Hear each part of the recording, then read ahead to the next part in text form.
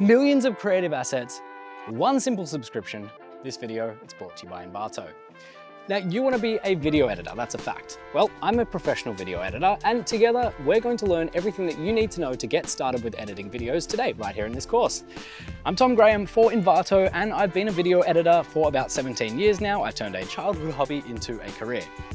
Now, if you are just starting out with video editing, then you probably have a bit of an idea of the kind of videos that you want to create. Well, the good news for you is that the fundamentals of video editing can be applied to any and all styles of video, any genre, any platform, and in any editing program. In a nutshell, it's about getting the creative ideas out of your brain and into a video editing program, and then out into the world for others to see. You do this through a combination of creativity and efficient workflows. Now, I edit all kinds of videos, from commercials to corporates, narratives, docos, music videos, and most recently for all of my content, my tutorial content right here at Envato. If you've already got some baseline editing skills, then stick around because there will be plenty in this course for you.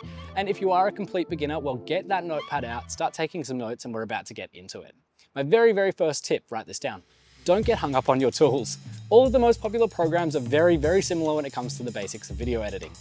A good edit comes from a creative brain and a passionate storyteller, which is you.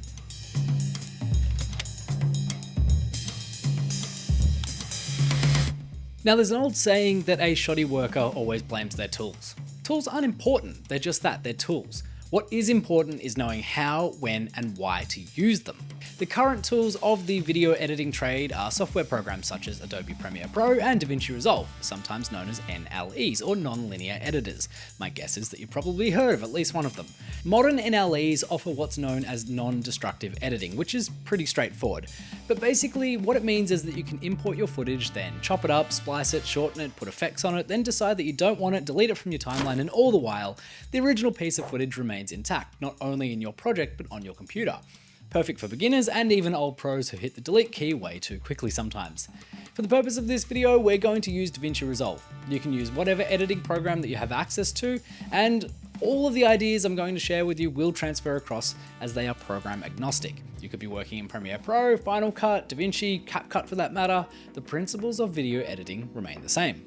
I'm not going to spend a whole lot of time explaining how to functionally use DaVinci Resolve or exactly what each button is or where it is. What I'll do instead is I'll focus on the creative process and the practical workflow of crafting an edit and explain what tasks need to be completed along the way. Although we refer to it as non-linear editing, the process of editing is actually quite linear. It goes import, making selects, making a rough cut, doing a polish pass, exporting, and delivering of your video in a nutshell. I'll make sure to point out where things might be a little bit different between DaVinci Resolve or how they might differ over on Premiere Pro, for example. But pick the editing program that you do feel most comfortable with and have access to and play along. I promise the ideas will transfer. My tip is, if you're brand new to video editing, start with the free version of DaVinci Resolve. It's surprisingly powerful, and also it's free. It might be a bit of a learning curve, but any new software will be, so if you can cut your teeth on a free but professional piece of video editing software, then you'll set yourself up for success right from the very beginning. It's a program that I find myself editing in more often than not these days, so check it out for yourself. Now, there will be some steps that are set in stone, like you can't actually leave them out, such as importing and exporting, but there will also be other parts of the process that may be out of order compared to other workflows or may beg for more or less focus in your own workflow, and it depends on two things: you and the content that you're making. Here's the basics that we'll be following in the remainder of this course. Import. Some might call it pre-production. However, if you're not involved with the actual capturing of content, and a lot of editors won't be, then we'll refer to this part as the import. It's the moments between receiving the editing material and starting your edit. This will include setting up your project files, setting your timeline or sequence settings, and then also importing all of your media that you've got to work with up until this point. Then we have making selects. Once we've organized our files and our project, now we're ready to jump in and start the process of creating an edit. But you don't just jump in with titles, music, and a bunch of video files. You need to comb through your footage and select the best takes, hence selects. Then we have the rough cut. After you have your selects selected, then you can put all of these selects together and start pulling together the story. In the rough cut, you can also start to bring in some extra bits and pieces like music or titles. You can do a color correction. We're getting the editing into place and it's starting to take shape. From the rough cut, then we have the polish pass. It does what it says on the tin, and this is where we refine it all. We make it look like something we want to start sharing with people for feedback. The polish pass for the sake of this course is where we'll do our motion graphics and our basic color grade. Then we'll look at export and delivery. It's the final part of the broad process of editing and one that really needs to be understood at a fundamental level. I do see a lot of fresh editors get caught out by codecs and file formats that they don't 100% understand, and it results in them feeling disappointed with their work and frustrated with the process. I've been there, everyone's been there, but stick around so that I can help you make sure that you don't have those same issues. I'm going to timecode these sections down in the description below, so if you do want to jump around, feel free. Let's talk folders, let's talk files, let's talk hard drives, SSDs, naming conventions, and let's make it quick because it's very boring, but it is important. This video is brought to you by Envato, the unlimited creative subscription. Authentic stock footage, studio quality templates, motion graphics, audio, and more. Follow the link in the description and start creating now.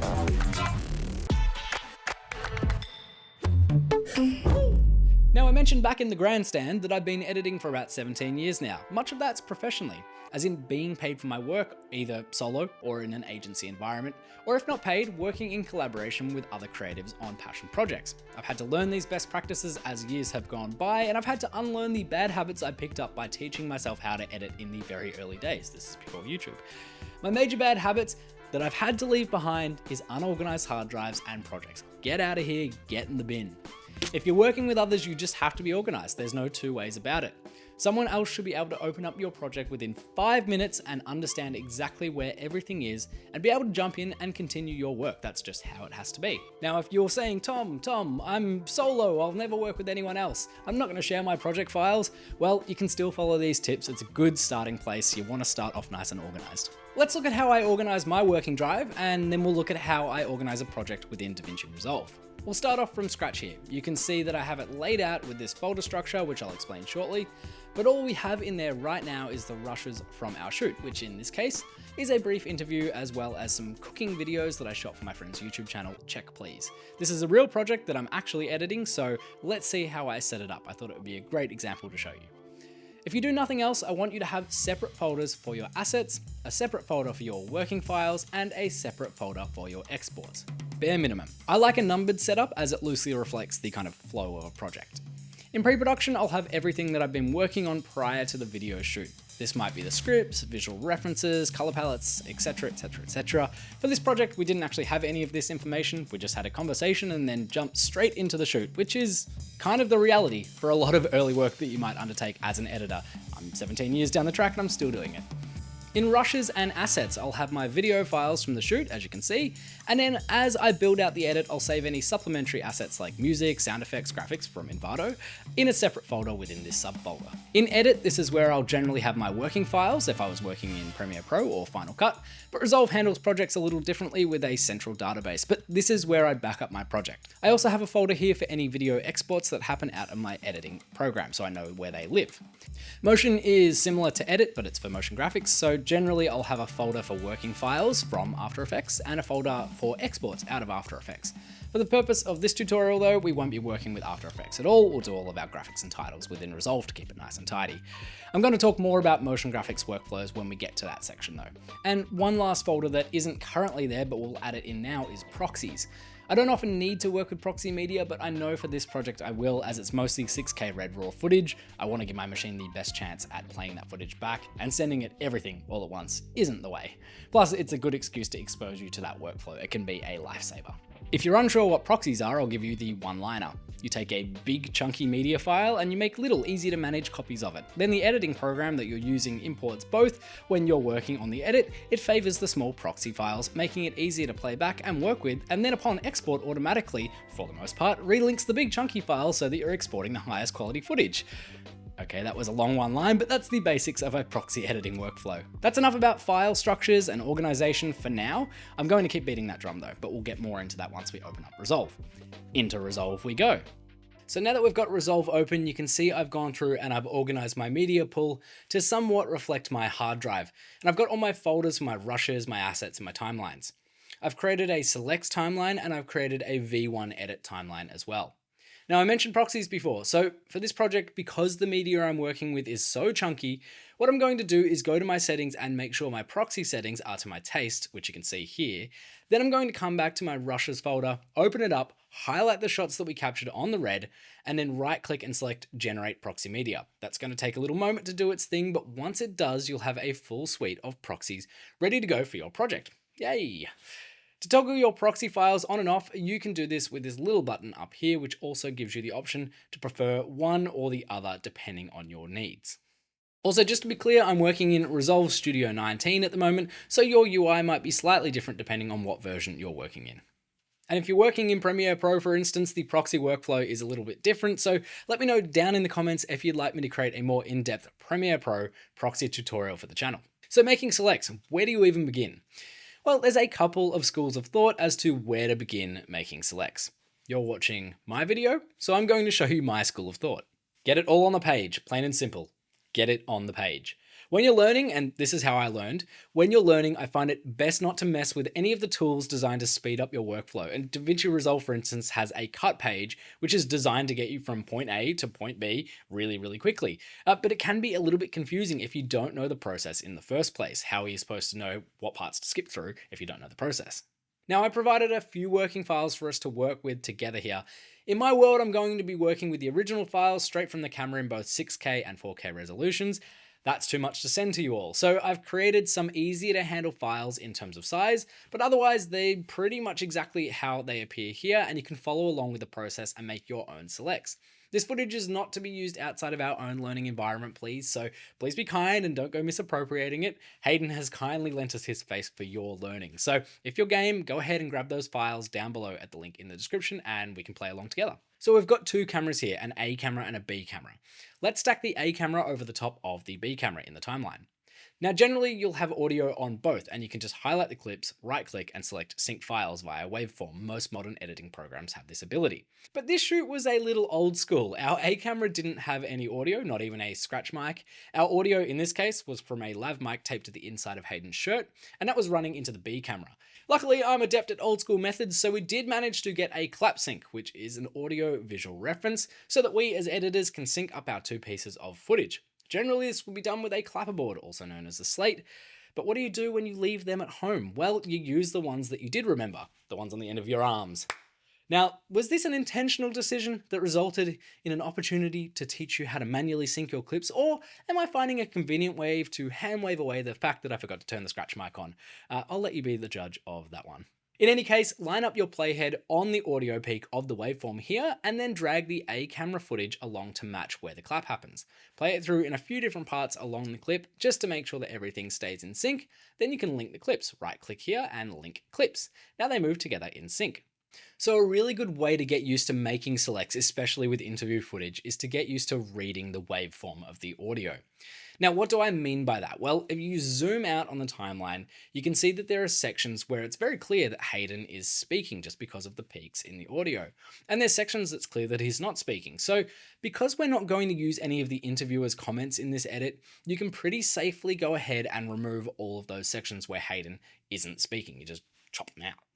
Now, this isn't a DaVinci Resolve tutorial per se, but to do that quickly in Resolve, I like to position my playhead where I want to make the cut, and I hit Command+B on my keyboard, and this adds a cut point through all of the unlocked layers.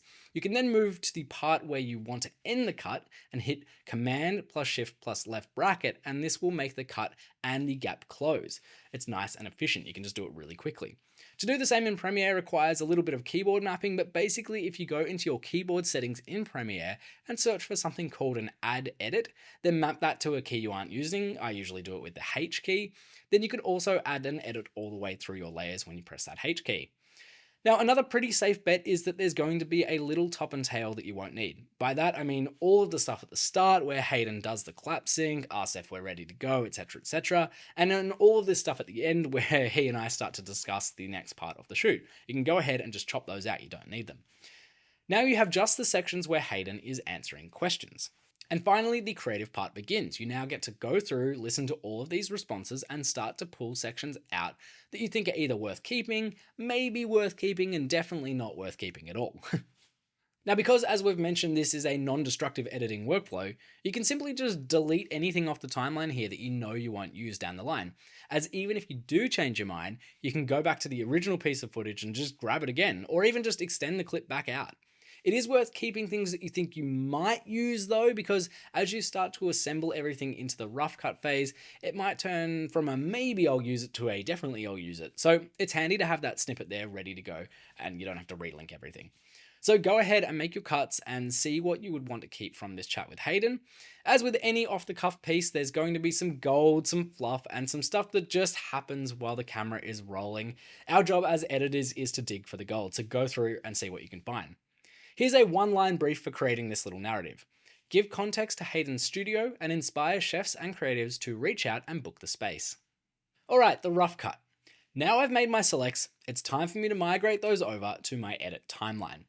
And the reason that I have selects and an edit timeline is really just on the off chance that I want to go back and revisit my selects at a later date, because once I bring them into my edit and timeline, I'm going to start cutting, trimming, and culling, so it's just nice to have that selects timeline there to go back and reference if I need to later.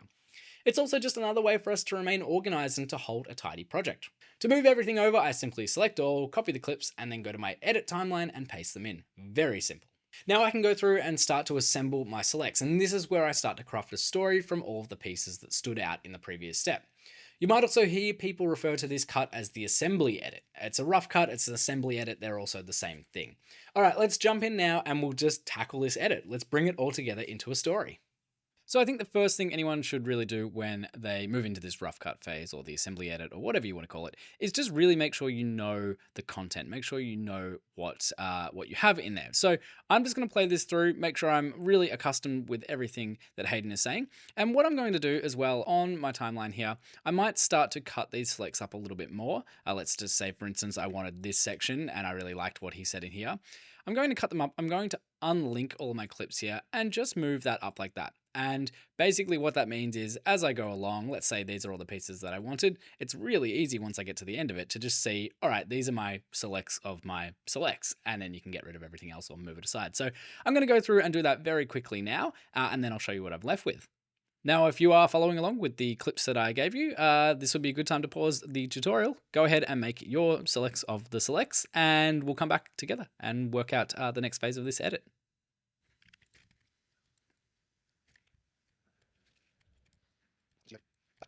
So I'm just going through and making the selects of my selects, and I thought this little piece might be interesting in the context of crafting a story from an edit. Now, I really like this section, and I'll play it through so you can hear it. Hopefully what can come out of here from that bench right there, that chopping board over there is some really, really fun recipes and just some awesome stories with cool people. So that's a really nice grab. That's, going to fit our brief of basically promoting this space to creatives and chefs who can come in and hire this place of Hayden here. So it's a really nice grab. But let's play it in context of what he was saying beforehand. It actually has completely different meaning when you play it in context. I think this grab by itself is actually going to work really well in our final edit. So we'll just move that up. But let's play it in context to see what that feels like. Maybe I'll go from about here.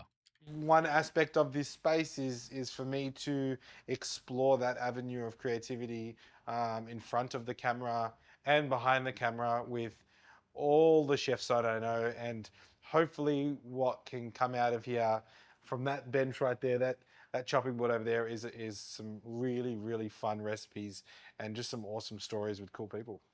So in context, it actually starts off with Hayden talking about himself and his own kind of pursuits in terms of filming and creative arts. But what we're trying to do here is create a promotion about the space. So taking this little clip out of context is maybe taking his words out of context a little bit, but what it is doing is creatively serving to sell the space, which is our brief. So this is what we can do as editors. We get to play around and find these little moments of gold and pop them and create new context to them. Basically, creating new context is a lot of editing. All right, I'm going to continue this, but I thought that was just a nice little aside to show how you can take something out of context to kind of create new meaning for it.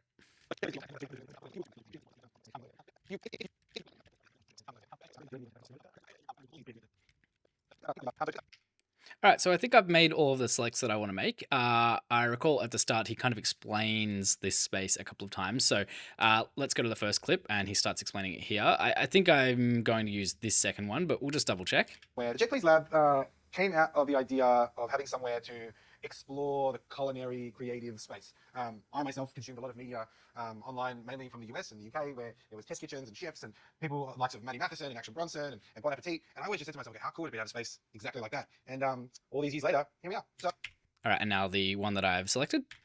so the Check Please Lab is located in Brunswick East, a stone's throw away from where I grew up here in the northern suburbs of Melbourne.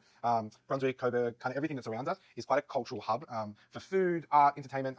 The lab is actually situated inside of a larger creative space and co-working space, so community here is a massive aspect of this place. By trade, I am a filmmaker. Yeah, I think that works better because what we've got is Hayden explaining the space and not wrapping it in the context of his own personal background or personal pursuit. It's explaining the space in the context of its surroundings, it being in the creative co-working space and being in this sort of cultural hub of the inner north of Melbourne. So this is what we're going to go with instead of this one. All right, so let's take that as our selected selects. I'm going to turn on our links here again so I can grab all of these. Then I'm just going to right click on these and go clip color, and I'm just going to change the clip color to something else. So let's just make it something very different. So these are the ones that I've selected to be what I want to work with. And then I'm going to highlight all the ones that I've decided not to keep for the time being, and I'm just going to move them down the timeline here. I don't want to completely get rid of them yet, but I don't want them kind of cluttering up my space. So now I'm going to go ahead and close all of these gaps. I'll just drop the A cameras back down, and you can just do that by unlinking, selecting them all, and then dropping them down. In this case, that's with Option down arrow in DaVinci Resolve. And now we're going to go ahead and close all these gaps. And so you just click in the middle here and hit the delete key, and that will close all of the gaps. You can also right click and go ripple delete. And now I can play through this pink section, and it's going to be in chronological order of how he said it, but the next job is to kind of shift everything around and create a new story based on our brief and based on what we've selected out. We've gone from this section here where Hayden introduces himself. Hello, my name is Hayden Dibb, and we are sitting in the Check Please Lab /test kitchen /kitchen studio / somewhere to make your dreams come true. And then he gives a bit of context about what the lab is.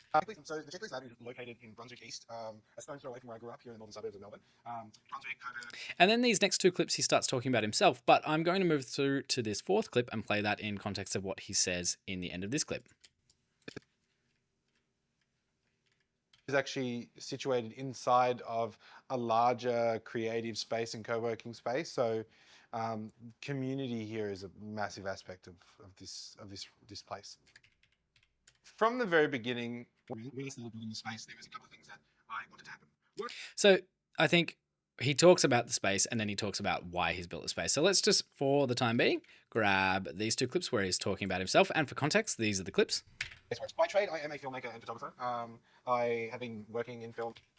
My experience in hospitality kind of grew and grew as... So it's talking about him as a photographer and then his experience in hospitality. So let's close the gaps on here. And the lab is actually situated inside of a larger creative space and co-working space. So community here is a massive aspect of this place. From the very beginning, when I started building this space, there was a couple of things that I wanted to happen. One, I wanted to create a space where I could come in and I could be creative from a culinary perspective, from a food perspective. I have cooked outside of the kitchen, I've cooked inside the kitchen, and I don't necessarily want to be back in the kitchen doing service, but I want to cook on my own terms. So that's kind of what this space was initially. But as I was building it and as I was growing Check Please, I really saw the need in the hospitality community for a space like this, and for a city like Melbourne where food and hospitality is so much a part of the fabric of Melbourne. It really felt important for the people who I work with and I work alongside to have somewhere to come and be creative. And it was just an aspect of working in kitchens and working with chefs that I saw that, like, I guess when you're a chef, you can't really be that creative doing service and at your restaurant. And sometimes when you're at home, the last thing you want to do is cook. So to have that kind of middle ground, have that kind of co-working space for chefs, I don't really like.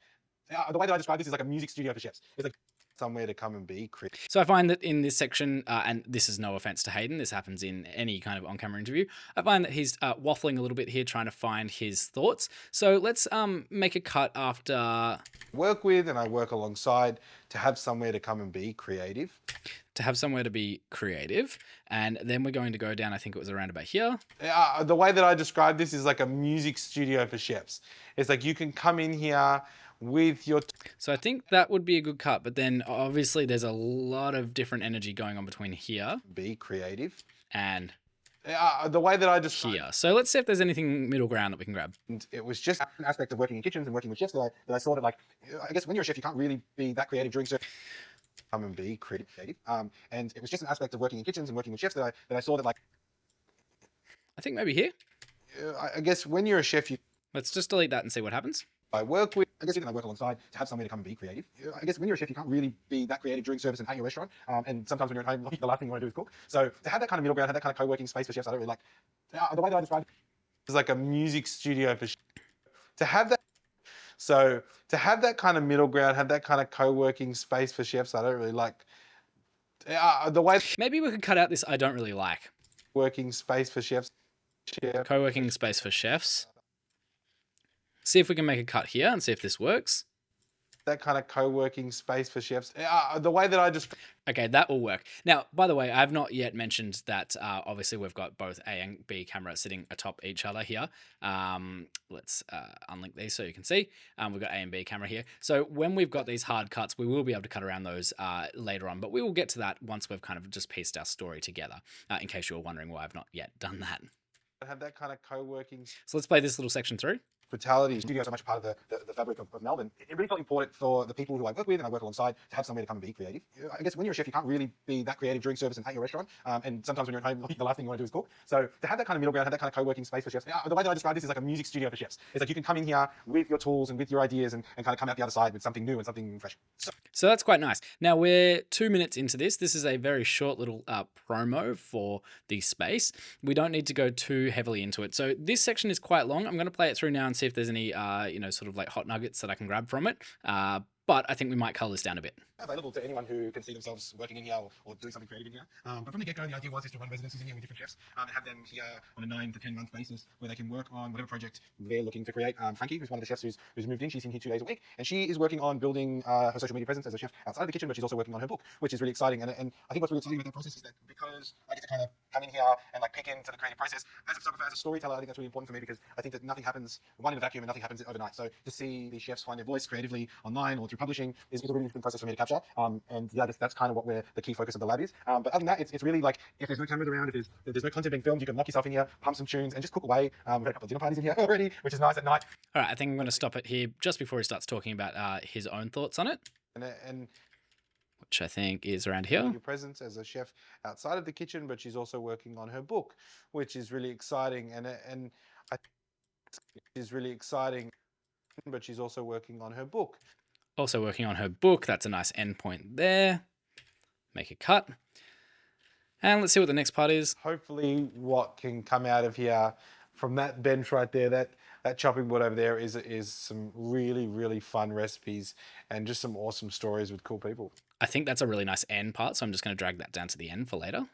These chefs They can find their voice creatively online or through publishing is a really interesting process for me to capture. And yeah, that's kind of what the key focus of the lab is. But other than that, it's really like if there's no cameras around, if there's no content being filmed, you can lock yourself in here, pump some tunes, and just cook away. We've had a couple of dinner parties in here already, which is nice at night when there's no lights in here. It looks like a wine bar, which was kind of by design. All right, so that's a nice break there. Let's delete that and see how that flows. Building her social media presence as a chef outside the kitchen, which is also really important. If there's no cameras around, if there's no content being filmed, you can lock yourself in here, pump some tunes, and just cook away. We've had a couple of dinner parties in here already. which is nice at night when there's no lights in here. It looks like a wine bar, which was kind of by design because I wanted somewhere cool to come. I wanted somewhere design because I wanted somewhere cool to come and hang out with my friends. And Drink. But we're going to be doing workshops in here. We're going to be doing private dining events. It really is a space that if you can imagine it happening in here, we can make it happen. Yeah, okay, so this is a nice spot here. So we'll cut it um, just here before he says it really is a space. So deleting this part it really, and then closing this gap here, I think. if you Would like to come into the space, if you would like to come and hang out, if you would like This is our call to action now. would in here, if you would like to see more of what Check Please does, you can go to our Instagram, which please does. And then I think the very final part. Hopefully what can come out of Oh no, that's going to be our end bit. YouTube. Our website is coming soon. But you know, all the standard avenues of social media these days, you can reach out and say good day. Unfortunately, I don't really like the way all- he sort of all stretches his the arms standard here. Avenues of social media these. So we'll just see if there's a better spot. you can go to our Instagram, which All right, we're going to have to be a little bit creative here, and this is all part of the fun because I'm not 100% sure if we've got a very clean call to action here. So let's just see how this is going to flow. more of what Check Please does, you can go to our Instagram, which I think we need to stop with, you can go to our Instagram. You can go to our Instagram. You can go to our Instagram and not this part. Which. And then down here, we'll go that because they're, oops, pardon me. We'll go that here because I think the next part after Instagram was an so that will flow on. Delete that there. Instagram. And we'll just make a little bit of a adjustment there. Our website is coming soon. But all the standard avenues of social media these days, you can reach out and say go.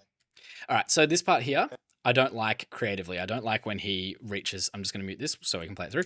I don't like how he sort of like reaches around to the back of his head where he's talking about how to get in contact.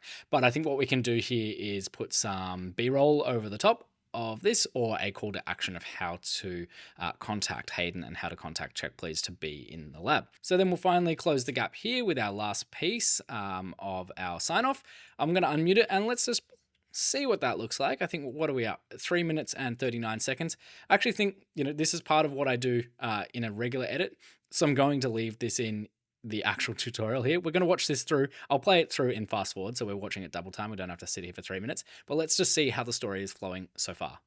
Hello, my name is Hayden Div, and we are sitting in the Check Please lab / test kitchen / kitchen studio / somewhere to make your dreams come true. So the Check Please lab is located in Brunswick East, a stone's throw away from where I grew up here in the northern suburbs of Melbourne. Brunswick, Coburg, kind of everything that surrounds us is quite a cultural hub for food, art, entertainment. The lab is actually situated inside of a larger creative space and co-working space, so community here is a massive aspect of this space. From the very beginning, when I started building this space, there was a couple of things that I wanted to happen. One, I wanted to create a space where I could come in and I could be creative from a culinary perspective, from a food perspective. I have cooked outside of the kitchen, I've cooked inside the kitchen, and I don't necessarily want to be back in the kitchen doing service, but I want to cook on my own terms. So that's kind of what this space was initially. But as I was building it and as I was growing Check Please, I really saw the need in the hospitality community for a space like this, and for a city like Melbourne, where food and hospitality is so much a part of the fabric of Melbourne. It really felt important for the people who I work with and I work alongside to have somewhere to come and be creative. I guess when you're a chef, you can't really be that creative during service and at your restaurant. And sometimes when you're at home, the last thing you want to do is cook. So to have that kind of middle ground, have that kind of co-working space for chefs. The way that I describe this is like a music studio for chefs. It's like you can come in here with your tools and with your ideas and kind of come out the other side with something new and something fresh. So the lab is available to anyone. As I'm going through, I'm realizing that there's a little part in here I don't like. Have that kind of middle ground, have that kind of co-working space for chefs. The way that I describe this is like a music studio for chefs. It's like you can come in here with your tools and with your ideas and kind of come out the other side with something new and something fresh. I think there's really something here. I really like that analogy about a music studio for chefs, but I'm just trying to do my best to make it work with what he says previous to that. So let's just go through for a second and see how that feels. To come and be creative. I guess when you're a chef, you can't really be that creative during service and at your restaurant. And sometimes when you're at home, the last thing you want to do is cook. I wonder if I just close this gap and we'll just go with this big rise in energy. We'll see what it looks like. For the fabric of Melbourne, it really felt important for the people who I work with and I work alongside to have somebody to come and be creative. The way I describe this is like a You know what? That cut's not that bad. Let's watch it in real time just to make sure we're not going crazy. The fabric of Melbourne, it really felt important for the people who I work with and I work alongside to have somewhere to come and be creative. The way that I describe this is like a music studio. Yeah, I like that. All right, let's continue with watching this rough cut. It's like you can come in here with your tools and with your ideas and kind of come out the other side with something new and something fresh. So the lab is kind of available to anyone who can see themselves working in here or doing something creative in here. But from the get-go, the idea was just to run residencies in here with different chefs and have them here on a 9 to 10 month basis where they can work on whatever project they're looking to create. Frankie, who's one of the chefs who's moved in, she's in here 2 days a week, and she is working on building her social media presence as a chef outside of the kitchen, but she's also working on her book. If there's no cameras around, if there's no content being filmed, you can lock yourself in here, pump some tunes, and just cook away. We've had a couple of dinner parties in here already, which is nice at night when there's no lights in here. It looks like a wine bar, which was kind of by design because I wanted somewhere cool to come and hang out with my friends. It really is a space that if you can imagine it happening in here, we can make it happen in here. If you would like to come into the space, if you would like to come and hang out, if you would like to shoot in here, if you would like to see more of what Check Please does, you can go to our Instagram. Our website is coming soon. But all the standard avenues of social media these days, you can reach out and say good day.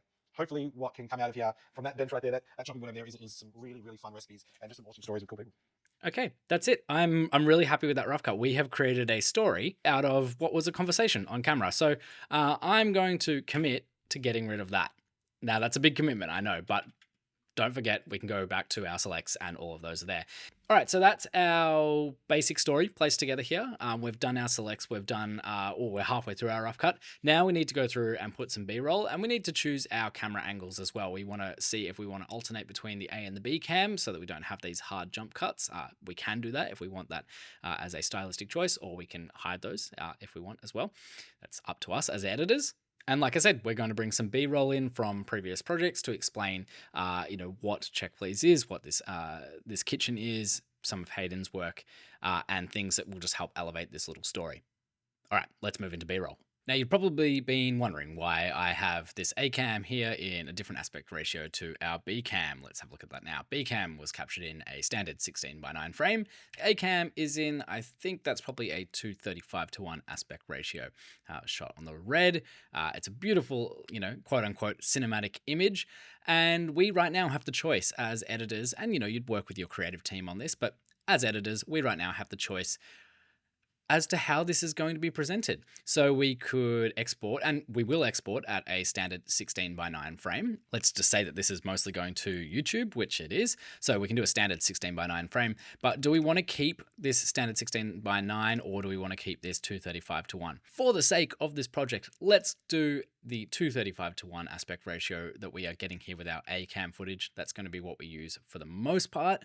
And the reason for that is, one, it looks really nice, and two, let's see what it looks like when we zoom that into our 16:9 frame. It's still a nicely composed shot. It's still, it's beautiful. It was shot on the red. If I don't say so myself, I've done a pretty good job with this space. But we're losing that beautiful wide angle that we had. So let's pop back here. We're losing all of this kind of, just sort of character around the edges. So I don't want to lose that. So what we can do, this is a very quick and dirty way of doing this. There are other ways, but I'm going to show you the quick and dirty way to do this because it works in basically any editing program. We're basically just going to create a mask, an aspect ratio mask. We're going to black out these parts at the top here so that we can kind of hide the 16:9 frame underneath and make it look like the 2:35 frame appears in the 16:9 frame. Basically what I'm getting at is we're going to letterbox it, but we're going to do it a quick and dirty way. And another way to do this is just like in Photoshop, create a PNG mask that fits your frame, but a quick way to do it in Resolve here, go up to your effects and go to generators here, get a solid color, drop that on your timeline. Let's just extend this out all the way for our clips. Do that like so, and that's just created a solid black color here over the top of our video footage. Now, what we want to do is make sure this is selected, go up into our inspector here, go to our settings, go to our crop settings here, and we're just going to crop either the top or the bottom. So we'll crop the top, zoom in here so that we can make sure we're finessing this perfectly, and basically just creating a mask at the bottom of our 2:35:1 frame here. So let's zoom back out so we can see that. And then we obviously need to do that at the top as well. So really easy to do that. We'll just hold Option and drag this up to duplicate the clip. And then using our position here, we'll drag that up to the top. And again, we'll just zoom in nice and close to make sure we're being pixel perfect here. And done. We now have 2:35:1 aspect ratio bars on this. So if we wanted to drop the A cam footage out and use the B cam footage, the B cam footage would now be appearing in a 2:35:1 aspect ratio, quote unquote. It will be appearing as a 2:35:1 aspect ratio to match our A camera. These are just kind of annoying here now. So we'll right click, create a new compound clip. And I think you call this a nest in Premiere, and we'll just call it black bars. And then we can change that to a different color if we want, just so it's really obvious as to what this is. Let's make it brown because I'm not going to make anything else brown on the timeline. We'll lock that one there so that we can't cut it up while we're editing. And there you go, Bob's your uncle. We've got our 2:35:1 aspect ratio within our 16:9 frame. Now, the reason why I like doing it here as a mask in the 16:9 frame, knowing that we're going to output in 16:9, is it gives us the opportunity now to, if we want to punch in on this shot per se, let's just zoom in. We can zoom in on our shot. So we basically now have our wide shot and cut to our medium shot, but we're still retaining that within the 16:9 frame. Now, if I undo this and take the black bars off there, you're seeing that because we're punched in, we're now filling the 16:9 frame and losing that 2:35:1 aspect ratio. So if you're jumping around like this, it just wouldn't really make all that much sense. So that's a bit of a long way to go about saying do it the quick and dirty way, because the quick and dirty way kind of works really well. Now I'm going to move this up a few layers because we'll pop some B-roll in between here, and we want the aspect ratio to stay over our B-roll. And that's as good a place as any to move on to B-roll. So up in our media pool here, we haven't actually brought in our, we've got our rushes, obviously, from our A and B camera. Let's bring in some rushes now from a couple of shoots that have happened both within this kitchen itself that Hayden has shot and that I shot with Hayden. And then also some B-roll footage of the location. So Brunswick in the inner north of Melbourne is where this is located. And I just so happened to have shot a project recently that had a bunch of B-roll for Brunswick, so we're going to use that. So I'll create a new bin here, and I'm going to call this bin B-roll. And I'm going to call this bin Brunswick. Actually, that's kind of confusing, and I keep telling you guys to be really on it in terms of your file naming and your organization here. So instead of calling this just B-roll, we're going to call this kitchen. And that way we know this is B-roll from the kitchen. All right, so give me a minute and I'll just bring in all of this B-roll. All right, all of our footage is in there now. I'm going to actually go back over to our selects timeline just to keep everything nice and neat for the time being. And we're going to create some selects of all of our B-roll. And we can just do that in the same timeline here, because remember, this is just our sort of like sorting point. So the Brunswick shots, let's bring all of those in, and I'm just going to chop off all of the audio because I don't need the audio. Going to highlight all of these, change the clip color on them just so they're really obviously something different, and then we're going to go to the kitchen shots as well. Now the kitchen shots, I've got a couple of different things here. I've got these two folders. These are just raw footage from some different shoots that Hayden has done in the kitchen, and then this is an edited piece that is something that I shot with Hayden. Obviously, you can see it's on the same day here. We shot this on the same day. It was a recipe video. So I might pull some shots from this as well, because there's some good stuff in here. So we'll drop that on. And again, I'm going to drop the audio away because we don't need it for this.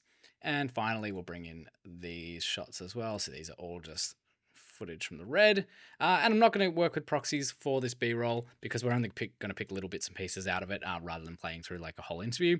My machine can handle it to a point. At least you've seen both workflows now. And changing this to something completely different. Let's go with apricot. That's not actually completely different from that. Let's go with tan. Why not?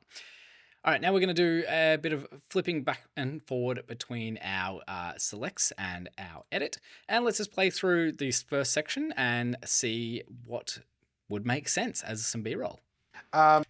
So the checklist lab is located in Brunswick East, a stone's throw away from where I grew up here in the northern suburbs of Melbourne. Brunswick, Coburg, kind of everything that surrounds us is quite a cultural hub for food, art, entertainment. The lab is actually situated inside of a larger creative space and co-working space. So community here is a massive aspect of this. So that's all Brunswick stuff. So let's go back into our selects here and go to our Brunswick footage. All right, so I'm just going to kind of scrub through here rather than looking through every single shot. So Brunswick is kind of this inner north suburb of Melbourne. It's a bit grimy, it's a bit grungy, historically very sort of Italian and Greek centric in the inner north of Melbourne. So lots of kind of culture clashes in terms of food, which makes it a great place to hang out and obviously makes a lot of sense as to why Hayden has chosen that location. So let's just find a few bits and pieces that make us feel like we're in Brunswick to set the scene a little bit. I quite like, one of these shots. Maybe we can do a bit of a title card potentially on this brick wall here. We'll save that for later. So let's just drop that up. Some sunny Brunswick shots here. That's the Brunswick Library. We'll drag that up there as well. Got a nice little bird in there. Sydney Road is iconic. Sydney Road is the big, I guess, main shopping strip that runs all the way up through Brunswick and some different suburbs, Coburg, those different suburbs that Hayden mentioned. So that's a good one to have in there as well. So I think that's enough. Oh yeah, we'll get the pub in there as well just to have some of that hospitality element. Brunswick Ballroom. Now technically his studio is in Brunswick East, but let's not get too specific. Let's grab those bits of B-roll and we're going to head on over to our edit, drop them in around here, close all these gaps. Unfortunately, actually, let me know down in the comments if you know, I don't believe there's a way to close all gaps really quickly by highlighting. I wish there was. And maybe there is. Maybe I've just been doing it this way for so long that I didn't know that they'd added that in. But as far as I'm aware, you've got to close all gaps manually. So we're going to drag this over the top of where he starts talking about Brunswick. Studio / somewhere to make your dreams come true. So the And while we're here, we're going to get rid of that So the Check Please Lab is located in Brunswick East. All right, as he says, Brunswick East. In Brunswick East. We're going to find our first shot. I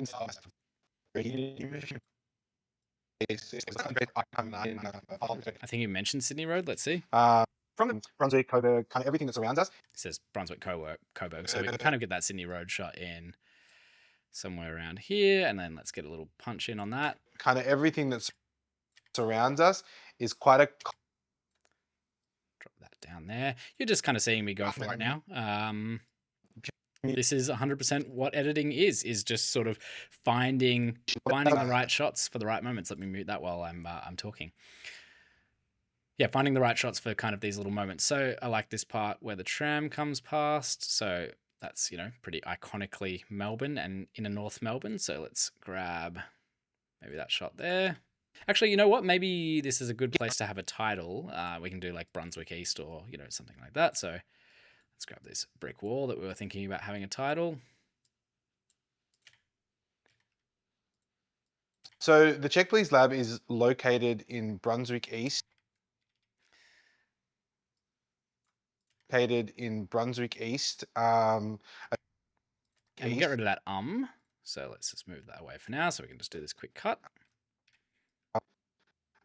A stone's lab is located in I want that to start on Brunswick East, and I don't want this to have a hard cut in between. So this is where we're going to take the opportunity and punch in on this shot here.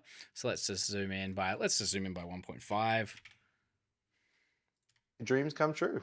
So the Check Please Lab 1.5 feels too close. Let's go 1.3.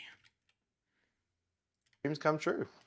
And we'll cut a little bit of We'll cut a little bit of that dead air there. Your dreams come true. So the Check Please Lab is located in Brunswick East, a stone's throw away from where I grew up here in the northern suburbs of... Now, I'm not going to get too pedantic with the B-roll right now because we are also going to pop some music in as well, which will inform the cuts, and we'll do that very soon. So what I think I'll do is power through, bring some B-roll in place, and then we can kind of talk about what I've done.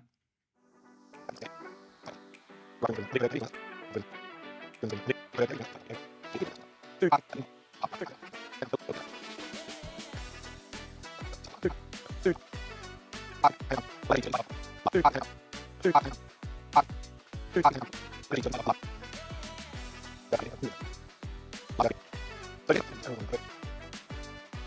grew up here in the northern suburbs of Melbourne. Brunswick, Coburg, kind of everything that surrounds us is quite a cultural hub for food, art, entertainment. The lab is actually situated inside of a larger creative space and co-working space. All right, so that's just a little bit of B-roll that we've got going on now. Let's just have a look at that back. Located in Brunswick East, a stone's throw away from where I grew up here in the northern suburbs of Melbourne. Brunswick, Coburg, kind of everything that surrounds us is quite a cultural hub for food, art, entertainment. The lab is actually situated inside of a larger creative space and co-working space. So community here is... I think we need to punch in to give a little bit of weight to when he talks about community. And we'll get rid of So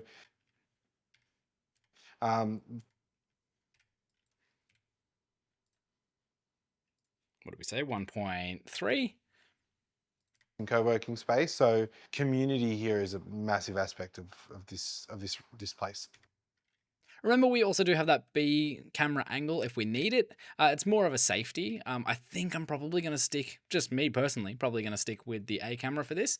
But let's just continue on our way and see how we go. So I think the best way to go about this, because otherwise you're going to be sitting here for hours just sort of watching me noodle around in DaVinci Resolve, finding the right B-roll for the right part of the interview. I'm going to go through and I'm going to get my rough cut into almost approaching polish pass phase, and that means getting all of the B-roll in there. We'll time lapse our way through that, and then we'll come back and we'll start adding things like music and titles, and then we'll get into the color grade. You're going to see this kind of really start to take shape now.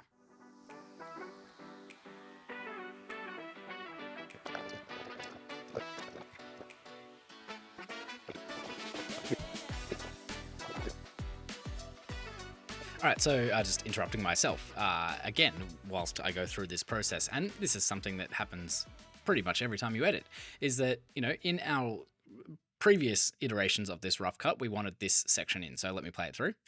Frankie, Tipping's one of the chefs who's moved in. She's in here 2 days a week, and she is working on building her social media presence as a chef outside the kitchen, but she's also working on her book. Now, this is all good and well. However, I don't have any footage of Frankie in the kitchen. I have some footage of some different chefs, but I don't have any footage of Frankie. Now, we could kind of cut around this if, you know, if Hayden sort of said they rather than she, because I only have footage of a couple of guys working in here. So what I'm going to do is just going to delete this clip from the timeline here, because at the end of the day, it doesn't fit in the edit that we have with the material that we have to work with. So sometimes you got to go through and kill your darlings a little bit. You've got to find the parts that don't completely make sense and maybe drag on in the edit and just get rid of them. So we'll do that. And now let's just kind of drop this B-roll that I've been working with over the top. So let's play this. is kind of available Kind of thing for anyone who can see themselves working in here or doing something creative in here. But from the get-go, the idea was to run residencies in here with different chefs and have them here on a 9 to 10 month basis where they can work on whatever project they're looking to create. If there's no cameras around, if there's no content being filmed, you can lock yourself in here, pump some tunes, and just cook away. We've had a couple of dinner parties in here already, which is nice at night when there's no lights in here. There you go. So I'm just going to pop that in there and cook then away. We've had a couple of dinner parties in here and then when Hayden comes back in here, it's, you know, a nice bit of personality here. So already, which is nice at night when there's no lights in here. Just going to punch in on this, and so we'll jump into this to 1.3. Which is nice. Bar at night when there's no lights in here, it looks like a wine bar, which was kind of by design because I wanted somewhere cool to come and hang out with my friends. It really is a space that if you can imagine it happening in here, we can make it happen in here. If you would like to come into the space. There we go. Let's play it through now that I'm back. I think I'm going to drop a few bits and pieces in just to fill out some spaces, but I'll just play through where I'm at currently, and then we'll sort of take it from there. Hello, my name is Hayden Div, and we are sitting in the Check Please lab / test kitchen / kitchen studio / somewhere to make your dreams come true. So the Check Please lab is located in Brunswick East, a stone's throw away from where I grew up here in the northern suburbs of Melbourne. Brunswick, Coburg, kind of everything that surrounds us is quite a cultural hub for food, art, entertainment. The lab is actually situated inside of a larger creative space and co-working space, so community here is a massive aspect of this space. From the very beginning, when I started building this space, there was a couple of things that I wanted to happen. One, I wanted to create a space where I could come in and I could be creative from a culinary perspective, from food. Now, I've got some footage here that I will drop in, and it's here. This is a low-res version, though, so I will swap this out in the final edit, but for now, we can drop it in as our placeholder. This is Hayden actually working in the space. One, I wanted to create a space where I could come in and I could be creative from a culinary perspective, from a food perspective. I have cooked outside of the kitchen, I've cooked inside the kitchen, and I don't necessarily want to be back in the kitchen doing service, but I want to cook on my own terms. I've cooked inside the kitchen, and Just going to make a cut here so we can come back to him for a second. I don't necessarily want to be back in the kitchen doing service, but I want to cook on my own terms. So And we'll chop this down a little bit so we're into our next shot. we want to be this space back in the kitchen doing service, but I want to cook on my own terms. So that's kind of what this space was initially. But as I was building it and as I was growing Check Please, I really saw the need in the hospitality community for a place like this, and for a city like Melbourne, where food and hospitality is so much a part of the fabric of Melbourne. It really felt important for the people who I work with and I work alongside to have somewhere to come and be creative. The way that I describe this is like a music studio for chefs. It's like you can come in here with your tools and with your ideas and kind of come out the other side with something new and something fresh. So the lab is kind of available to anyone who can see themselves working in here or doing something creative in here. But from the get-go, the idea was to run residencies in here with different chefs and have them here on a 9 to 10 month basis where they can work on whatever project they're looking to create. If there's no cameras around, if there's no content being filmed, you can lock yourself in here, pump some tunes, and just cook away. We've had a couple of dinner parties in here already, which is nice at night when there's no lights in here. It looks like a wine bar, which was kind of by design because I wanted somewhere cool to come and hang out with my friends. It really is a space that if you can imagine it happening in here, we can make it happen in here. If you would. All right, so let's drop this and punch in. We're going to go 1.4 this like time. to come into the space. I mean, if you would like to come and hang out, if you would like to shoot in here, if you would like to see more of what Check Please does, you can go to our Instagram. And this is the part that we're going to cover as well here. So let's find some decent footage that we can use to cover and maybe have some graphics over. Just something that, you know, gives us enough space to put some graphics over without too much movement and stuff in the background. All the standard avenues of social media these days, you can reach out. So I think we'll just have some titles over this this section here. Let's see if just before we get out and commit to that, let's just see if there's something a little bit better. Yeah, you know what? This is a nice shot. Let's do this instead of the burgers. And bring that over the top. All right, so this is going to be over titles. You can go to Instagram. Our website is coming soon. But all the standard avenues of social media these days, you can reach out and say g'day. hopefully what can come out of here from that bench right there, that chopping board over there is some really, really fun recipes and just some awesome stories with cool people. Is some All right, I think I want to punch in at some point, maybe when he turns back around. bench right there. That chopping board over there is some really 1.4. really fun recipes and just some awesome stories with cool people. Great, that's a really nice place to end it. All right, so we're ready to pop some music on. Our timeline is about 3 minutes and 8 seconds, so I'm ideally going to look for something around about that length, and if not, I'll find a couple of tracks that complement each other that we can kind of make fit for this piece. So from here, what we're going to do is bring our music in, make sure that all of our little B-roll edits are tightened up and fit with the music. We'll make sure the music is sitting at an appropriate level underneath our dialogue so we can still hear Hayden as he's discussing the space. We'll then do some noise reduction on our audio, our background noise removal on our audio here because we had a fan happening on the day, so we'll remove some of that. Then we're going to pop our titles on and we're going to do music and titles from Envato. Then we're going to put a quick color grade on to make sure everything looks nice and flashy, and so that we're not looking at the log footage anymore. And then, my friends, we're going to look at exporting this video because we're almost done. This is the perfect place in this video to talk about Envato and why an unlimited subscription to the platform is invaluable for editors like yourself. Right now we've got a rough cut for the video we're working on, but obviously it needs a little bit more attention before we can be happily sending it out to other people to watch and give us feedback. It needs things like music, sound effects, maybe a little bit of extra stock footage here and there, just to illustrate some points, and even some little motion graphics. Now, the beauty of an unlimited subscription is that you have access to literally millions of assets and you can grab them in the highest possible quality, drop them into your edit, play around with them, decide if they fit or if you want to try something different, all without having to worry about download quotas or running out of credit or anything like that. It's the perfect companion for the creative part of your editing workflow. If you're interested to learn more or could see just how valuable a subscription would be to your workflow, then make sure to hit the link in the description below, sign up to Envato today. All right, so our top categories here, it's really easy to navigate when you are on Envato.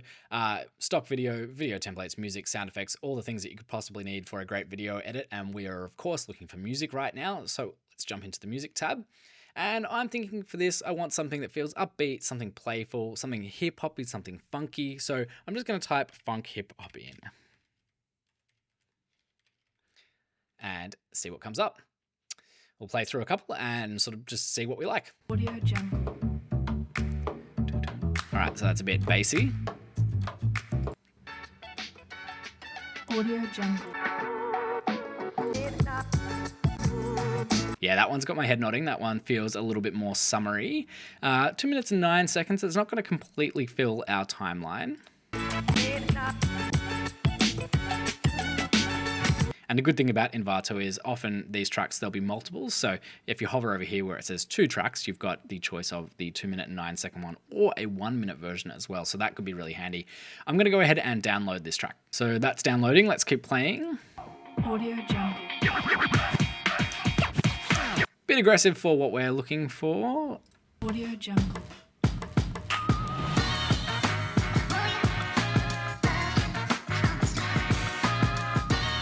That kind of has that scratchy vibe as well. A few different options for us too here. We've got a 59, a 24, a 19, a 15, and a 14. That's really good if you're doing social media cuts as well. Again, another really handy thing about Envato's royalty-free music section here.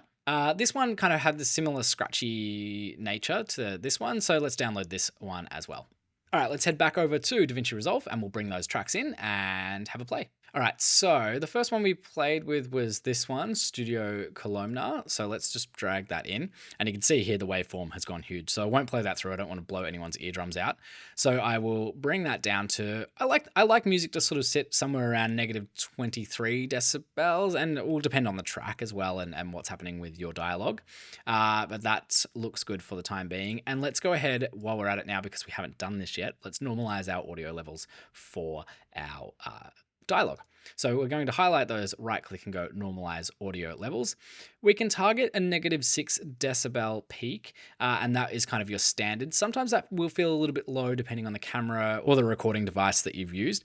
Let's just go -6 and we can take it from there.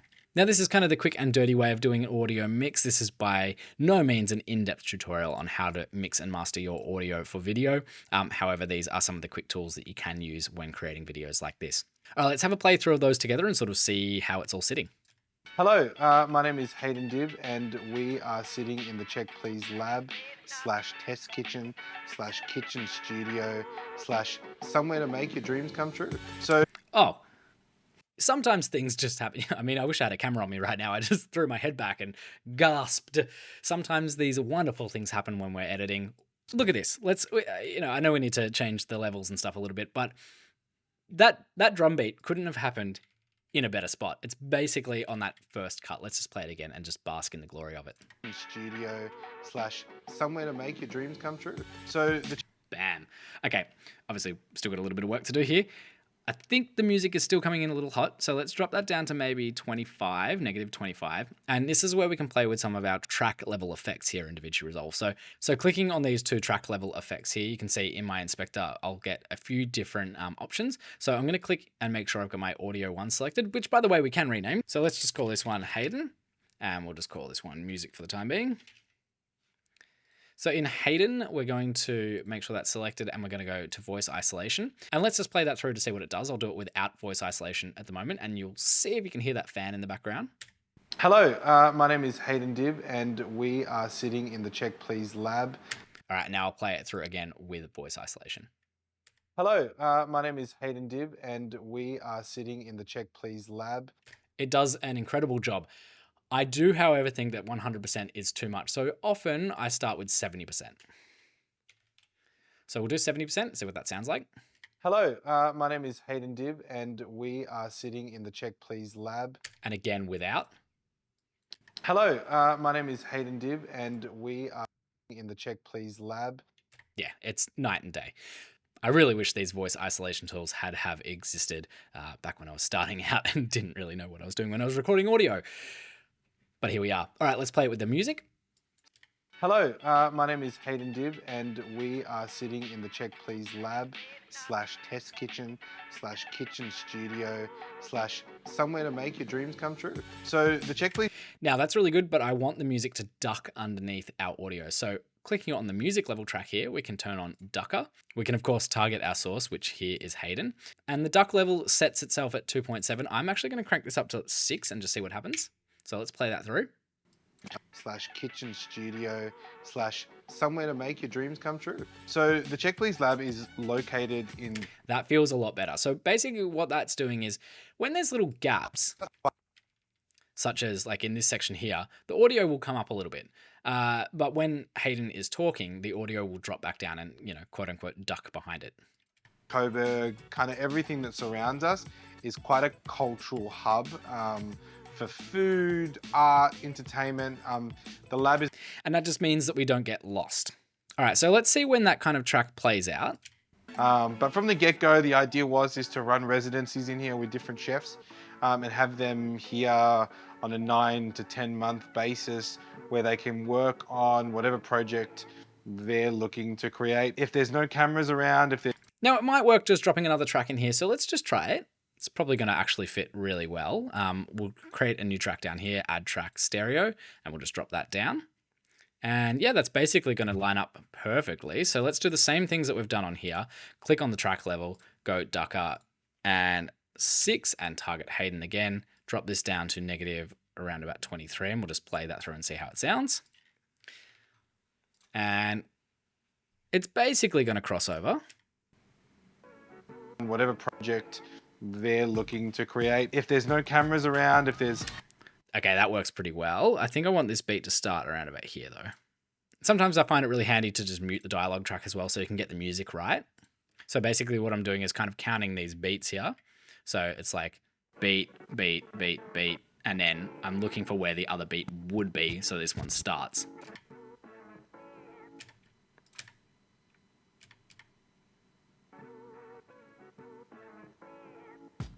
Okay, so it's just slightly back.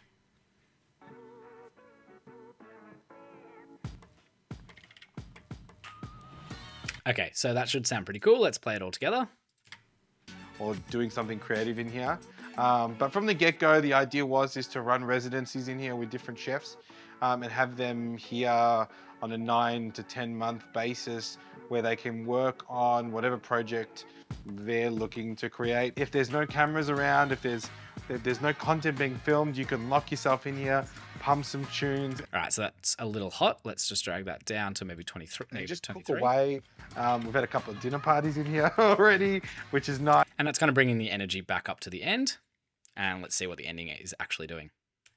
See what can come out of here from that bench right there. That chopping board over there is some really, really fun recipes and just some awesome stories with cool people. Yeah, nice. That works pretty well. Just going to drop it down because it's a slightly more intense track than the other one. On whatever project they're looking to create. If there's no cameras around, if there's no content being filmed, you can lock yourself in here, pump some tunes. Okay, that sounds great to me. So in basically no time at all, a couple of minutes, maybe 5 minutes or so, we've gone through to Envato, found 2 great tracks, moved them into our project, kind of timed them, done some audio trickery to them, made them fit within our video, and there we go, Bob's your uncle. So let's move through to the start here and just see if we can line up some of the cuts for these bits of B-roll. So the Check Please Lab is located in Brunswick. Let's bring this open so we can see the beats. Brunswick East. You don't always have to cut on the beat, but I find that cutting on the beat is just a nice little visual trick that you can do. East, a stone's throw away from where I grew up. So that's that beat there. Probably on this beat here. And maybe there. So this will be a quick cut. Let's see what that looks like. Located in Brunswick East, a stone's throw away from where I grew up here in the northern suburbs of Melbourne. Brunswick. Yeah, that looks cool. Melbourne. That's where that one wants to be. Brunswick. And remember, this one's going to be a title. In Brunswick East, a stone's throw away from where I grew up here in the northern suburbs of Melbourne. Brunswick, Coburg, kind of everything that surrounds us. And let's find that last beat for it to drop off. Kind of everything that surrounds us is quite a cultural hub for food. Yeah, here we go. Food, art, entertainment,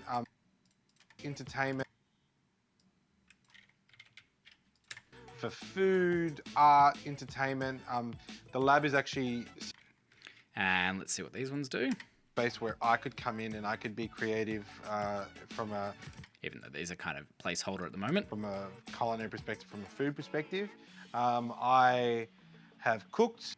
That was kind of a nice little bit there that looked like that sort of symbol was the noise for the sizzle. I have, but I want to cook on my own terms. So that's kind of what this space And let's look at this B-roll. community for a space like this, and for a city like Melbourne, where food and hospitality is so. This is showing you in real time my machine sort of struggling through this red footage here. So this is why you do a proxy workflow. I'm glad I was able to show you both ways. So much a part of the fabric of Melbourne. It really felt important for the people creative. The way that I describe this is like a music studio for chefs. It's like you can come in here with your tools and with your ideas and kind of come out the other side with something new and something fresh. Doing something creative in here. But from the get-go, the idea is to run residencies in here with different chefs and have them here on a 9 to 10 month basis where they can work on whatever project they're looking to create. If there's no cameras around, All right, so I think that beat needs to have a cut in our B-roll. They're looking to create. If there's no cameras around, if there's no content being filmed, you can lock yourself in here, pump some tunes, and just cook away. And let's just do a bit of a punch in here. We've had a couple of dinner parties in here already. Do it on pump some tunes, just keep things moving. Being filmed, you can lock yourself in here, pump some tunes, and just cook away. We've got a couple of dinner parties in here already, which is nice at night when there's no lights in here. It looks like a wine bar, which was kind of by design because I wanted somewhere cool to come and hang out with my friends. It really is a space that if you can imagine it happening in here, we can make it happen in here. If you would like to come into the space, if you would like to come and hang out, if you would like to shoot in here, if you would like to see more of what Check Please does, you can go to our Instagram. Our website is coming soon. But, all the standard avenues of social media these days, you can reach out and say, hopefully what can come out of here from that bench right there, that chopping board over there is some. You know what? I'm just thinking about how this call to action will work. It doesn't really say a huge amount in here. So let's go. You can go to our Instagram, You can go to our Instagram. social media. These you can reach out and You can reach out and say g'day. All right, so let's just lock our music tracks here for a second so I don't cut through everything. And we'll make a cut right here. Whoops, make a cut right here. And should be able to delete this. Move this stuff down. Let's see what that sounds like. Please does. You can go to our Instagram. You can reach out and We'll just have to do a little bit of an audio.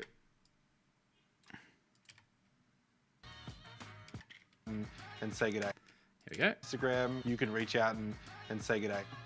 All right, there we go. Let's cover that with some B-roll and we can use that as a place to put a title over the top. See more of what Check Please does, you can go to our Instagram. You can reach out and say g'day. Hopefully what can There you go. That's a bit nicer. come out of here. Yeah, from that bench right there, that chopping board over there is some really, really fun recipes and just some awesome stories with cool people.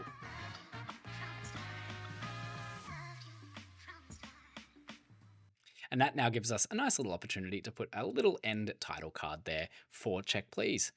Perfect. Speaking of titles, let's head over to Envato and work out what we're going to do for our titles. So going into our video templates here, we need to select the program that we're working in. For us, that's DaVinci Resolve currently, but you could be working in After Effects, Premiere Pro, Apple Motion, Final Cut Pro. I use a lot of the After Effects templates, some really, really good stuff in there. Today, let's go DaVinci Resolve and click on titles as well. And there's just plenty of different options depending on the style that you're going for. You could go for sort of simple lower thirds or some big sort of kinetic typography. I've downloaded a few in the past and I have a bunch loaded up in DaVinci Resolve already. And I think I've got one in mind that's kind of like a kinetic typography situation. So let me just go back into there and I'll show you. I actually think it is this one specifically. Yes, I believe it is. So let's go back into DaVinci Resolve and we'll look at how to bring those into our project and customize them for our project. So the other great thing about all of these assets that you can get from Envato is that they come with a lot of documentation on how to install them. Now, DaVinci Resolve specifically, you need to pop these macros into a specific folder on your machine. And then once you do, you go into your effects here, into your toolbox, titles. And then you can see if I drop titles down here, these are a whole bunch of different ones that I've brought in. So I've actually just brought in these minimal lower thirds just now.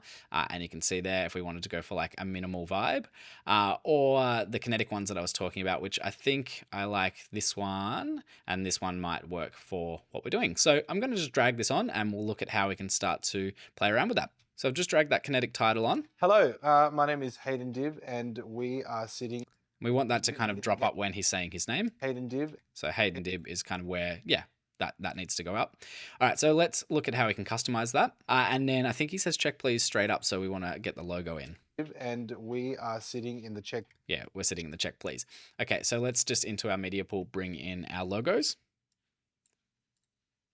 And bring that onto the timeline. And this will help being able to color match our titles to the logo.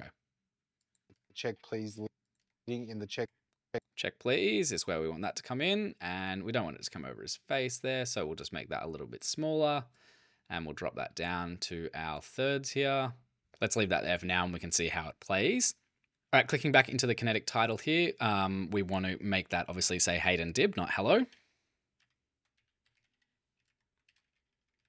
And we can also change the font as well. Now, Hayden has a few different fonts for his brand. There is a handwritten font that I think will work well for this style, and that's called Infamous. So I'm going to search I in my fonts here and then go down and find Infamous. There we go. And let's see what happens there. Hello, my name is Hayden Div and we are... Yeah, so I like the way it kind of comes up in a stroke and then fills. My name is Hayden Div and we... And it will fill, that fill will pop in on Dib. Is Hayden Div and... Nice. So let's go ahead and make that the same color as our Check Please logo. And if you do have the hex code, you can go and do that simply by going into this color palette here and typing in the hex code. If you don't have the hex code, you can use the color picker as well. That'll get you a pretty accurate representation. Now we can just change the size of this and we'll just move where it lands. Oh, and obviously we want to get rid of that kinetic typography thing. So that's here. We'll just delete that so that doesn't come up. And there we go. Let's see what that looks like. Hello, my name is Hayden Dibb, and we are sitting in the Check Please lab. We are sitting in the Check. I want that to drop off. Are sitting in the Check Please lab. And I want Check Please to happen over the top where that was, because then as he says lab slash the Check Please lab / test kitchen / kitchen studio. I'm going to have some text come up there so I can show you how to use text in DaVinci Resolve. Let's make sure it's positioned in basically the same spot. And we'll have that jump on there. Hello, my name is Hayden Dibb, and we are sitting in the Check Please lab. So now to get some text in, we go up to effects and we click on titles, and you can see here we've got text or text plus. I tend to use text plus. It's got a few more options. You can use whatever you need. So just drag that over the top where this is going to land. So this is going to say Check Please lab. Please lab. So that will start here. And we can click on this and go to title and we can write what we want to write. So we're going to say lab here and we're going to make that same handwritten font. So that was infamous. And we'll make it the same color again.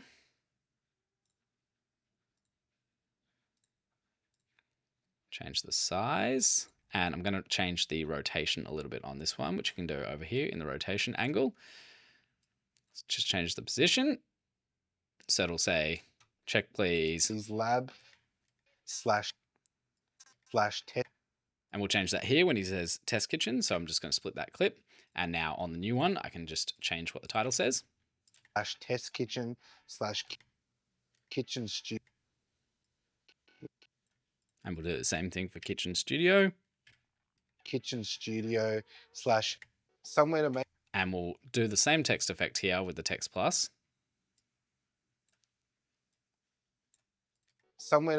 And we'll say somewhere to make your dreams come true. Make that infamous. Make sure our color is the same color. And then with text plus, you can do like a typewriter effect. So let's just do that. We'll make this in the position that we want it to be. Somewhere to make your dreams come true. And if we go to the end where it says true and we go to title, we can scroll down here to write on. Let's create a keyframe here and then we'll go to the very start and we'll just drag this back to create another keyframe at the start. So now we'll play this through. Somewhere to make your dreams come true. So the Check Please lab is located. There we go. That's just some basic titles. Obviously, you can spend days making titles either in Fusion or over in After Effects or wherever you're working. But I just wanted to show you a couple of quick ways where you can either bring in some pre-made animated titles, you can add text, and then you can just do some basic text effects as well as adding logos and things like that.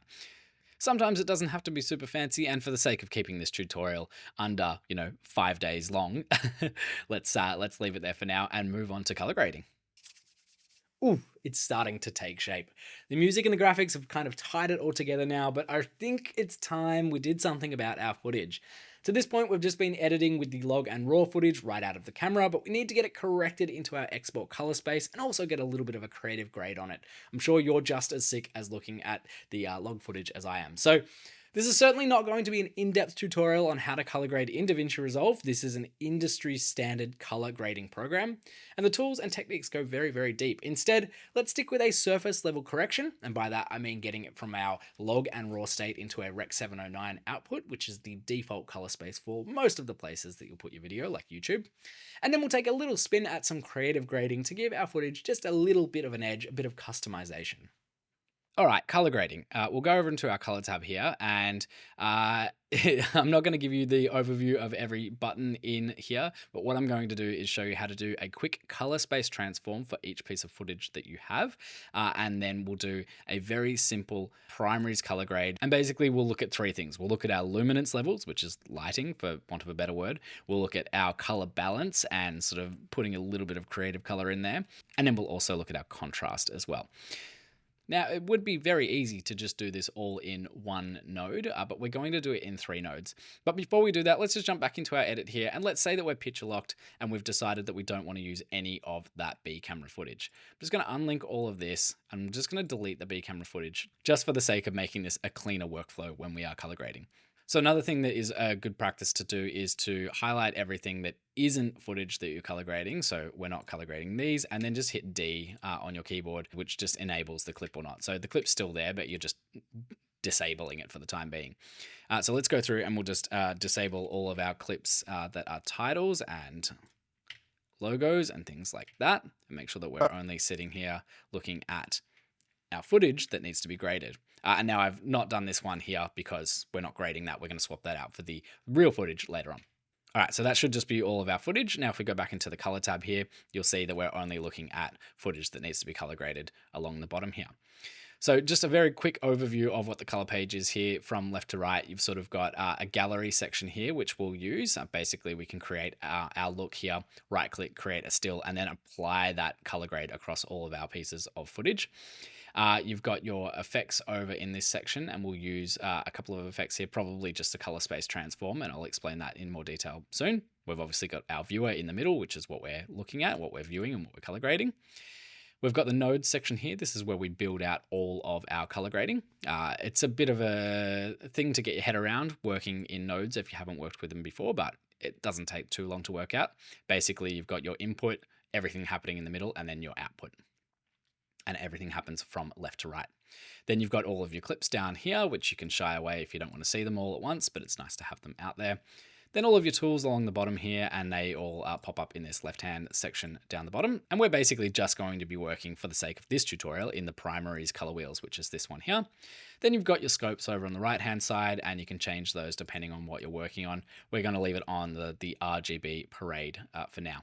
That's all you need to know to get started with color grading in this very quick and dirty color grading session that we're about to do. I keep saying quick and dirty, but that's the aim of the game. You just want to get an edit onto the page, and I'm not teaching you the in-depths of exactly how to do everything when it comes to editing and color grading and motion graphics and, you know, mixing and mastering audio and things like that.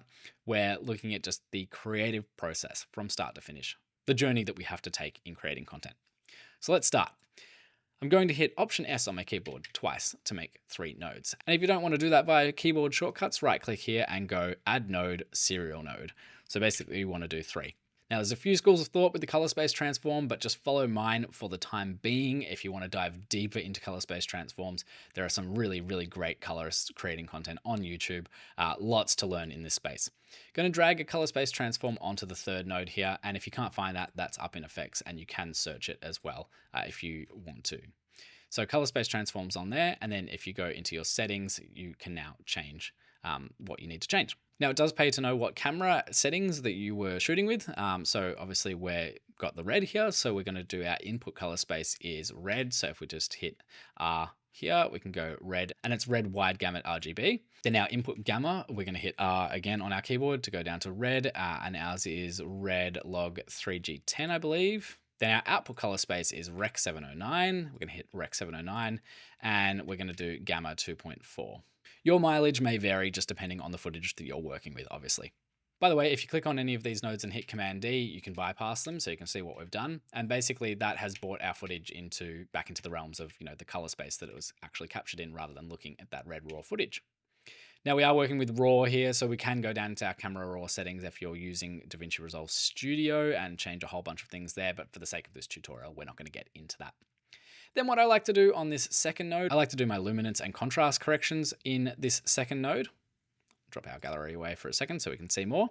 So we're going to do that, and we're going to look at our parade here, our scopes. And Our lift, gamma, and our gain is our shadows, our midtones, and our highlights. So you can see our highlights are clipping up here, which is that window. I'm not too worried about it because we know it's a window, but I am just going to pull the highlights down so they're not hitting that 1023 line at the top. And then our shadows are pretty low down, so I'm just going to bring our shadows up just to give us a little bit of room to play with there. By the way, these are just jog wheels, so if you grab these and move left and right, I'm just clicking and holding, moving left and right on here. That's just going to bring the luminance up and down in those channels, lift, gamma, and gain, shadows, midtones, highlights. The offset is overall, so we can bring up the luminance overall. All right, so I'm just going to play with the gamma a little bit there, brighten it up a little bit so we're not losing too much detail in the shadows. Overall brightness just up a little bit, and then I'm going to come down to our shadows and highlights in the bottom here, bring the shadows back down, just shift the highlights a little bit, see how they're sitting. I like that. That's looking pretty good to my eye. And then we're going to pop a little bit of contrast in it. And then we'll play with our pivot, which just sort of pivots the mid-tone contrast in a nutshell. Again, this stuff can get pretty in-depth and pretty technical. So that's looking pretty good to my eye there. Let's again bypass what we've done in that version. So that's just our luminance. I basically bored up a lot of the details that we're losing in the shadows here and just given some overall vibrance to his face. And if we highlight both of those, you'll see that's gone from the log and raw footage to kind of somewhere that's starting to approach looking pretty nice. Then on our first one here, I like to do my color. So our temperature here, that's our color temperature.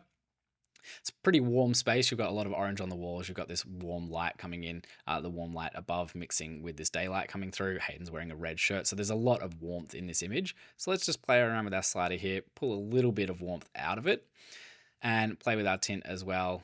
We might need to just pop a little bit of green in. I'm kind of just looking at his face here as well. You want to make sure your skin tones look pretty good. And a good quick way to look at our skin tones is if we go into our vector scope here. This line here represents an ideal skin tone color mapping between yellow and red. Now, this does work for all skin types and all skin colors. That should always fall sort of somewhere on this line. And if you put your little mouse over here, if you've got the qualifier selected, and you can do that in your settings here, display qualifier focus, you can put that over there and you can see my skin tones are sitting basically on that line, but just a little bit to the red side. So if we wanted to fix this a little bit, we can move probably our midtones here and just pull a little bit of red out of that. And now have a look at my qualifier. It's sitting more on that line. It's very, very minimal and it's very specific when we start getting into skin tone color grading. But that's starting to bring it back into the world of like reality. Now there's a lot of kind of nice aquas and stuff in this green. So I think in our shadows, we might pump in just a little bit of blue. Let's see if that's going to work. And then in our highlights, let's just grab this and push this just slightly towards orange. Ever so slightly. It's very, very minimal, the stuff that we're doing here. And color boost is like saturation, but it focuses on specific colors within the shot rather than saturation, which just saturates the entire image in a uniform way. That's me cranking the saturation all the way up, which we don't want. But let's just increase our color boost just a little bit. It's nice. And I'm just going to pull a little bit of warmth out of it again. There we go. I'm going to bypass this and show you what I've done color-wise. That was our original once we'd corrected it and brought it back into the right color space and then given itself a bit of contrast and luminance. And that's with a little bit of a color correction on it there. And that, in a nutshell, is doing a basic grade. Let's bypass the whole thing in full screen so you can see what we're looking at here. Pretty good. And don't forget, we are also looking at the proxy version of this footage. Once we export at the full 5K within our 1080p timeline, it's going to look nice and crispy in a good way. All right, so that's that shot. So let's open up our gallery here, right click on this, grab still, and that still's gone up there. Now what we can do down here, we can just go through and select all of these. I'm just holding down Command and then clicking all of our shots that we want to copy this grade over to. So now that these are all selected, and just make sure that they're all selected, you can see that through. I'm going to right click up on here and go apply grade. And that's applied the grade you can see now along to all of our shots. And if we go back into our edit timeline here, all these shots are now graded. So now we just need to do that same process for all of our footage. And, you know, a real colorist and a real kind of color grading session, you'd go through frame by frame, shot by shot. Every single one would have a bespoke look and grade applied to it because, you know, things will happen where the light will shift in this a little bit. But we're doing the quick version, the kind of Cliff Notes version of color correcting and grading here, so that we can output an image that looks really nice, but without going into too much detail. So to continue our color correction and grading journey here on this specific project, we now need to go through and do the exact same process for all of the different batches of shots. Unfortunately, we can't just right click on this kind of footage here that we shot and click apply grade because it just won't work. It's a completely different shot, different camera. But what we might be able to do, because this location is the same and was actually shot with the same camera, let's just see if this grade will work. You know what? It kind of does. So let's highlight all of the shots that were captured on the red and apply the grade. And then what I'm going to do sort of off camera will be to go back to each of these shots and just make sure that the grade hasn't done anything kind of too wacky and make sure everything's, you know, nice and cleaned up. So let's apply those grades there. And it all looks pretty good because it was shot, you know, same camera, not the same day, but in the same location under the same lighting conditions. So that's pretty good there. Nice and vibrant, all in the right color space and looking pretty tasty. All right, I'm just going to go through and do the same thing on my FX30 shots here, and I'll see you in a moment. All right, so that's our polish pass pretty much done now. I'm going to go through just off camera and do a couple of tweaks to this, and then let's look at the final file together right now before we move on to export delivery. That's a clap. Hello, my name is Hayden Dibb, and we are sitting in the Check Please lab / test kitchen / kitchen studio / somewhere to make your dreams come true. So the Check Please lab is located in Brunswick East, a stone's throw away from where I grew up here in the northern suburbs of Melbourne. Brunswick, Coburg, kind of everything that surrounds us is quite a cultural hub. Food, art, entertainment. The lab is actually situated inside of a larger creative space and co-working space. So community here is a massive aspect of this place. From the very beginning, when I started building this space, there was a couple of things that I wanted to happen. One, I wanted to create a space where I could come in and I could be creative from a culinary perspective, from a food perspective. I have cooked outside of the kitchen, I've cooked inside the kitchen, and I don't necessarily want to be back in the kitchen doing service, but I want to cook on my own terms.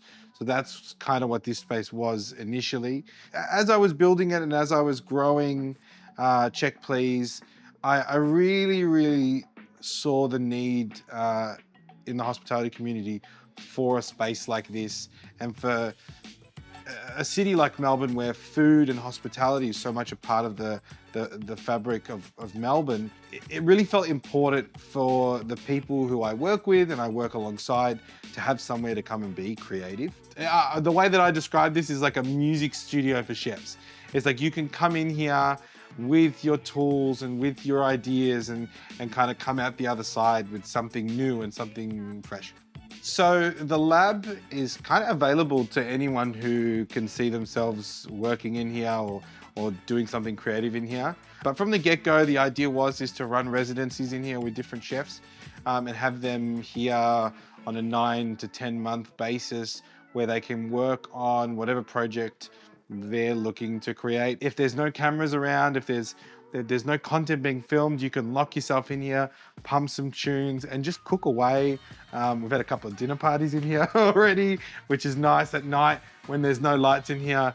It looks like a wine bar, which was kind of by design because I wanted somewhere cool to come and hang out with my friends. It really is a space that if you can imagine it happening in here, we can make it happen in here. If you would like to come into the space, if you would like to come and hang out, if you would like to shoot in here, if you would like to see more of what Check Please does, you can go to our Instagram. You can reach out and say good day. Hopefully what can come out of here from that bench right there, that chopping board over there is some really fun recipes and just some awesome stories with cool people.